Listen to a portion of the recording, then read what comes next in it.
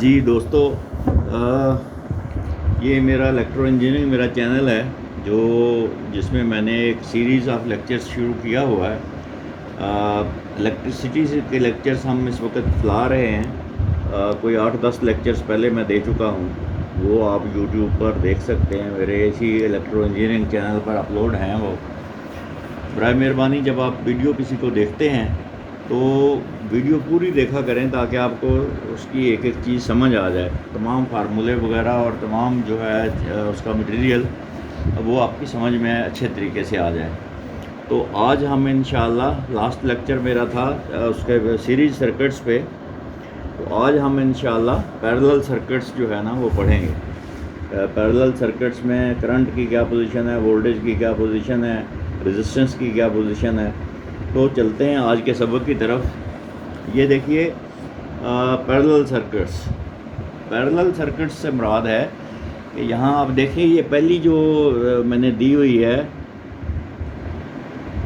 ये जो फिगर मैंने पहले शो की है, फिगर ए, इसको अगर आप देखें तो एक सोर्स है, source of electricity plus minus DC source है, और इसी में 3 रजिस्टर सीरीज़ में लगे हुए हैं। एक रजिस्टर लगा हुआ है, फिर उसके बाद दूसरा रजिस्टर लगा हुआ है, फिर तीसरा रजिस्टर लगा हुआ है। तो ये तीनों रजिस्टर सीरीज़ में हैं, इसको कहते हैं सीरीज़ सर्किट। लेकिन इसके बराबर में ये जो है फिगर जो है, फिगर 2, फिगर बी जो है, ये अगर आप देखें तो इसमें आप देखें कि जो है 3 रजिस्टर जो है ये पैरेलल में लगे हुए हैं आपस में, और इनका कोई भी अब सिरा जो है ना वो अलग नहीं है। एक तरफ से भी तीनों सिरे मिले हुए हैं और दूसरी तरफ से भी तीनों सिरे मिले हुए हैं। इसको कहते हैं पैरेलल सर्किट।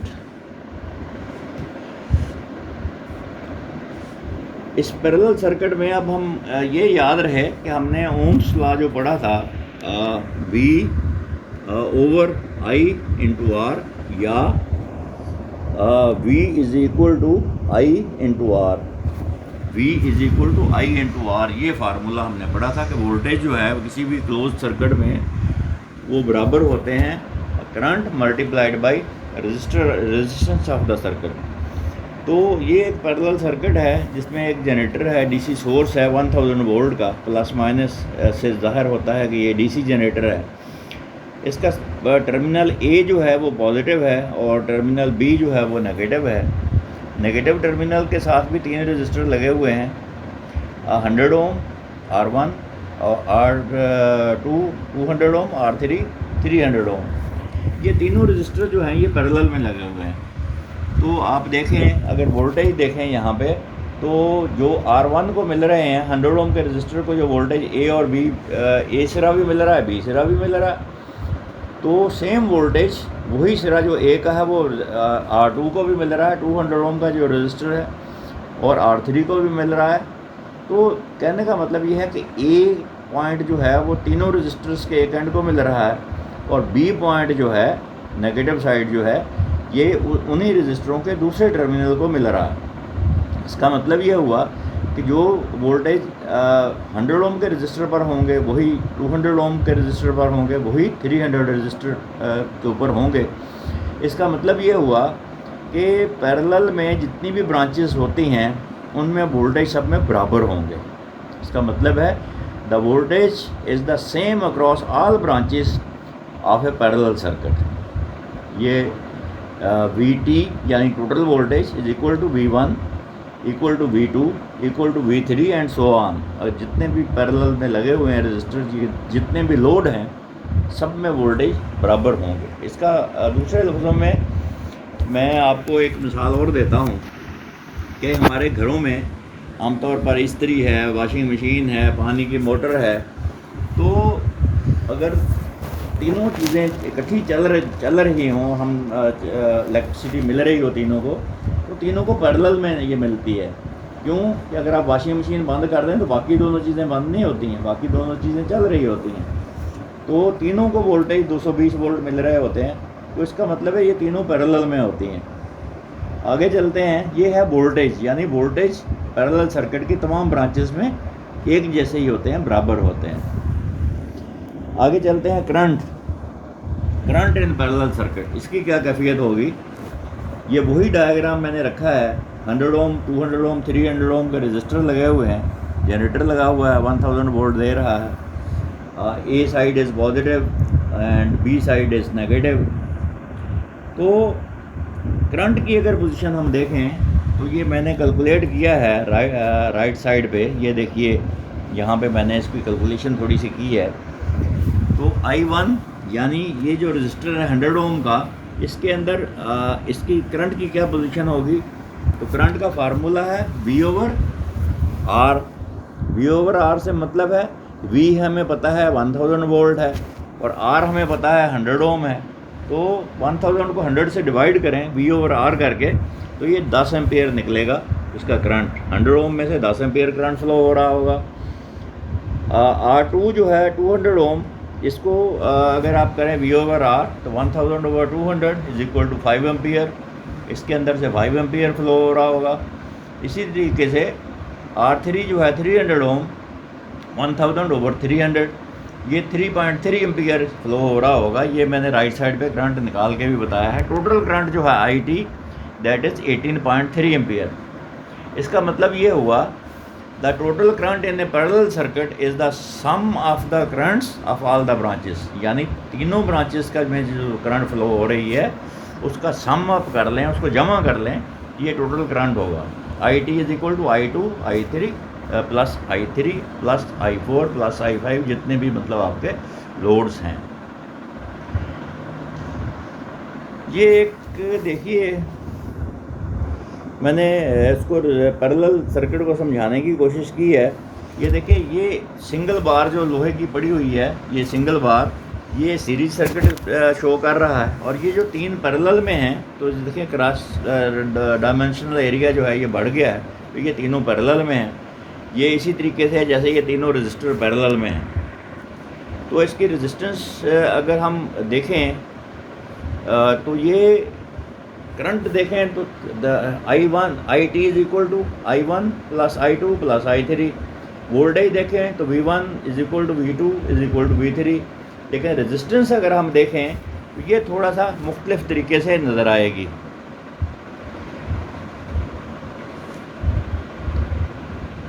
ये देखिए मैंने यहाँ कैलकुलेशन की है। इसमें से एक मिनट, ये मैं थोड़ी सी तस्वीर आप ऊपर नीचे कर लूँ। अच्छा, तो इसमें से देखें आप, हम अगर इसका रेजिस्टेंस निकालने की कोशिश करें तो IT is equal to I1 plus I2 plus I3, ये फार्मूला हमने पढ़ा था।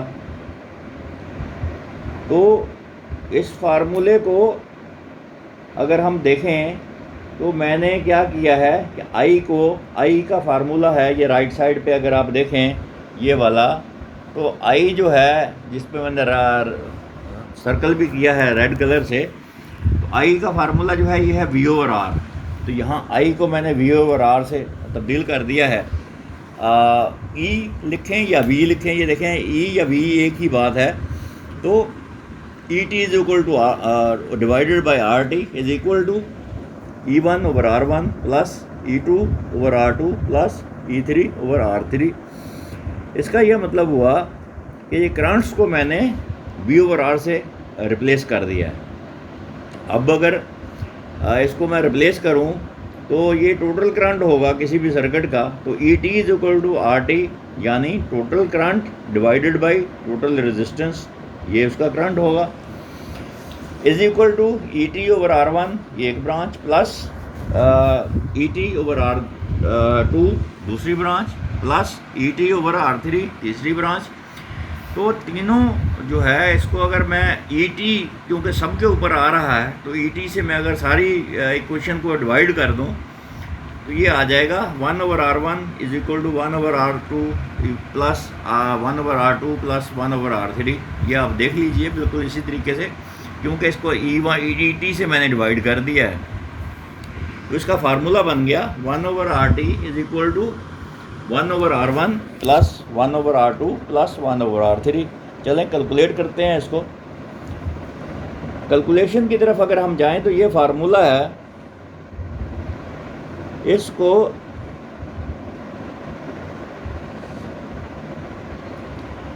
इसको 1/RT जो है 1/RT हमने निकालनी है, टोटल रेजिस्टेंस हमने निकालनी है। तो 1/R1 की वैल्यू है 100, तो 1/100 आ गया, ये देखिए। फिर प्लस 1/200, फिर प्लस 1/300। तो इसका ज़ाफ्कल अगर हम निकालेंगे, जैसे मैथ का क्वेश्चन हम हल करते हैं, तो ये 600 आ गया।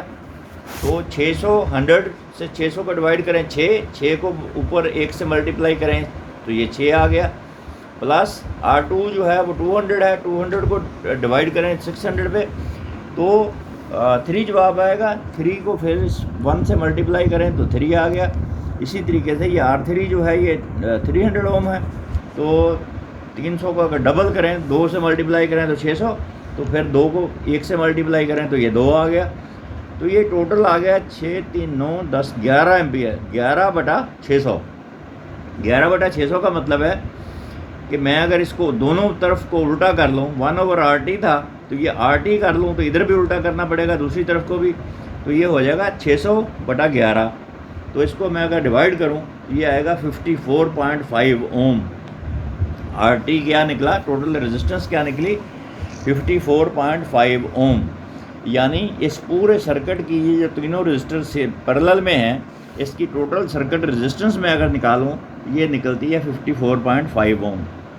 इन parallel circuits the reciprocal of the total resistance equals the sum of the reciprocals of the resistances of the all branches. तो इसी को अगर मैं करंट निकालूं, पिछली स्लाइड पे मैंने आपको करंट निकाल के दिखाया था। अभी इसका अगर टोटल करंट निकालें हम I = V/R, तो V है 1000 वोल्ट और R जो है वो हमने निकाला 54.5। 1000 को 54.5 से डिवाइड करें तो ये 18.33 जवाब आता है। ये इसका टोटल करंट है इस सर्किट का जो इसमें फ्लो होता है। आगे है कैलकुलेशन ऑफ रेजिस्टेंस। ये एक और मैंने इक्वेशन दी है, मतलब आपको समझाने के लिए। 3 रजिस्टर हैं, तीनों 100 ओम के हैं, तीनों पैरेलल में हैं। तो 1/RT = 1/R1 + 1/R2 + 1/R3। तो 1/100 प्लस 1/100 प्लस 1/100, तो ये 1/RT = 3/100। तो 100 को 3 से डिवाइड करेंगे तो ये आ जाएगा 33.33। तो ये 33.33 ओम जो है ना, ये रेजिस्टेंस बनती है इस सर्किट की। तो पैरेलल फीडिंग टू लोड्स, आपको पता है तमाम जो जितनी भी फीडिंग्स हम करते हैं लोड्स को, वो पैरेलल में करते हैं। जैसे मैंने कहा कि घर में इस्त्री भी है, वॉशिंग मशीन भी है, पानी की मोटर भी है, तो तीनों पैरेलल में चल रही होती हैं।